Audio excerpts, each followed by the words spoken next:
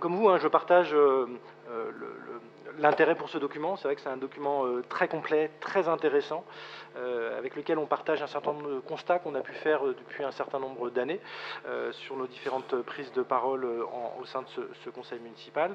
D'abord sur les constats qui sont faits pour ce qui ne concerne pas directement la ville d'Orléans, ce constat dramatique, en effet, vous l'avez posé, sur les postes non pourvus de policiers nationaux, d'officiers de police judiciaire, et c'est vrai qu'aujourd'hui il y a un vrai sujet sur ces questions-là. Alors il y a un problème de recrutement, d'attractivité, c'est dit dans le document, hein, cette pouvoir d'attraction de l'Île-de-France avec un système de primes qui, en tout cas, qui intéresse pour certains policiers plus l'Île-de-France que nos territoires. Et c'est vrai qu'on n'a pas la montagne, on n'a pas la mer, donc des fois un intérêt aussi pour le territoire plus limité.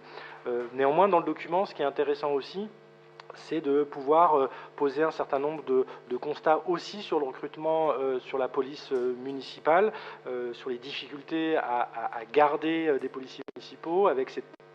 On a parlé de la compétition entre les territoires sur les médecins, mais c'est le cas aussi sur les policiers municipaux, y compris sur des territoires, zones géographiques limitées. Dire aussi, alors c'est un sujet qui a été abordé rapidement, mais qui est un sujet qui peut être intéressant sur aussi l'attractivité de ces métiers, c'est de savoir comment on a une approche sur la féminisation de ces métiers. Voilà, il y a aussi cette question-là qui est posée très clairement et qui est évoquée dans ce document, comment on explique que tous les métiers sont mixtes, et y compris les policiers municipaux les femmes peuvent s'inscrire dans ces carrières-là. Et je trouve qu'il y a aussi un travail de sensibilisation pour dire que ces métiers sont aussi, et bien sûr, ouverts aux femmes. Dire aussi que dans le document, il y a les recommandations et il y a les propositions. Et il y a un certain nombre de propositions très concrètes qui sont faites sur la question de la doctrine d'emploi. Il y a le sujet des contrôles déontologiques externes. Je trouvais que l'approche était assez intéressante à explorer. Et je trouvais que la proposition qui était faite dans le document, il y en a un certain nombre comme ça qui sont égrenées sur l'ensemble du document, qui sont des propositions plutôt pertinentes. Après, sur deux sujets spécifiques, la question des caméras et ensuite la question des indicateurs et de la transparence. Sur la question des caméras, on sent qu'il y a peut-être besoin de sécuriser juridiquement le déploiement de ces caméras qui font référence à un document qui a été voté, je crois, en 2001. Et je pense que ça pourrait être intéressant, alors au-delà de la sécurisation juridique, mais qu'on repose les questions de leur implantation, de la doctrine autour de ces caméras en conseil municipal, et de mettre à jour un peu ce document qui a été présenté il y a maintenant une vingtaine d'années.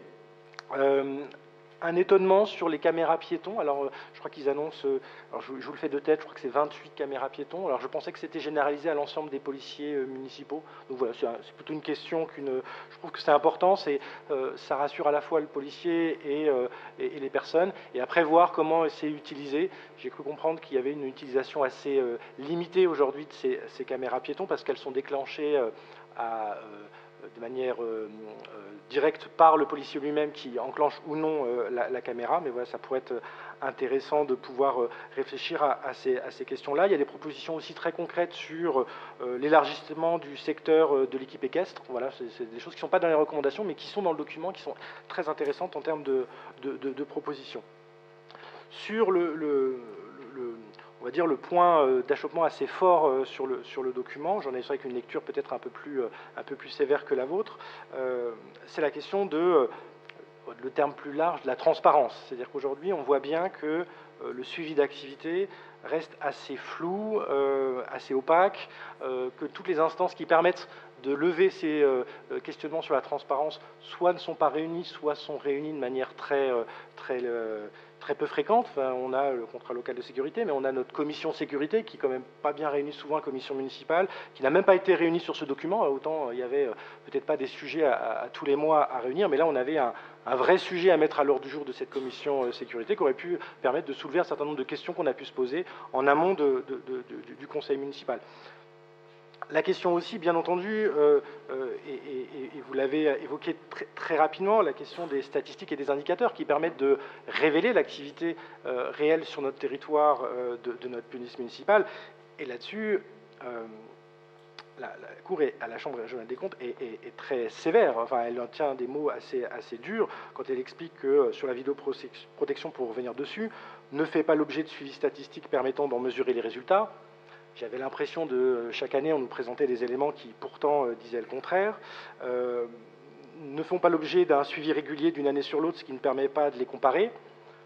C'est vrai que c'est des choses qu'on vous a redit à plusieurs reprises, que les chiffres qui étaient présentés n'étaient pas les mêmes d'une année sur l'autre, et c'était assez complexe de pouvoir suivre cette activité. Je suis très heureux que ça soit repris dans ce document, et donc c'est dit aussi les ruptures de suivi de certains indicateurs qui ne permettent pas d'objectiver les résultats obtenus. Donc derrière tout ça, c'est un document qui vient comme ça, en tout cas conforter ce qu'on dit depuis un certain nombre d'années sur la nécessité d'avoir des indicateurs de suivi qui permettent d'objectiver l'activité, notamment sur notre territoire. Et pour terminer, parce que je ne voulais pas être trop long, enfin deux petites remarques. La première, c'était, nous ne sommes jamais sur l'autosatisfaction.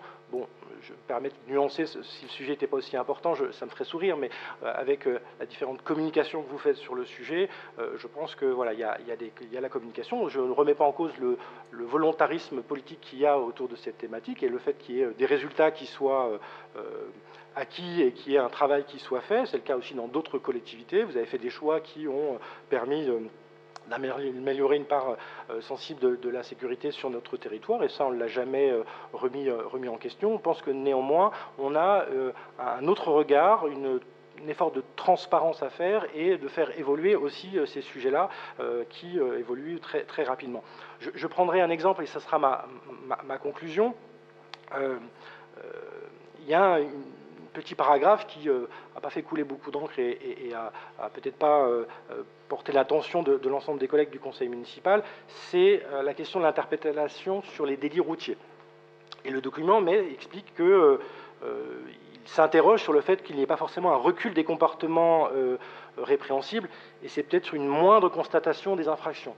Moi aujourd'hui, un grand nombre d'élus ont pu le constater, les violences routières sont un fléau de notre ville. Aujourd'hui, c'est un vrai problème, une vraie inquiétude sur notre territoire. Et voir aujourd'hui dans le document qu'en 6 ans, on a baissé de moitié des interprétations de délits routiers, c'est un constat. Je pense que ce qui est vécu au quotidien n'est pas cette réalité-là. Je pense qu'aujourd'hui, il y a une violence routière sur tous les territoires, hein, ce n'est pas que sur le territoire municipal, il y a une violence routière, il y a des délits routiers qui sont conséquents, et je pense qu'aujourd'hui, on doit réfléchir pour voir comment on peut traiter ces sujets-là, et peut-être dans cette doctrine, réflexion à avoir sur les priorités de la police municipale et d'avoir une attention toute particulière sur ces violences routières. Donc voilà, en tout cas, je tiens à saluer le travail de ce document et du travail qui a pu être fait, et des réponses qui ont pu être apportées, parce que c'est vraiment un document d'une très très grande qualité.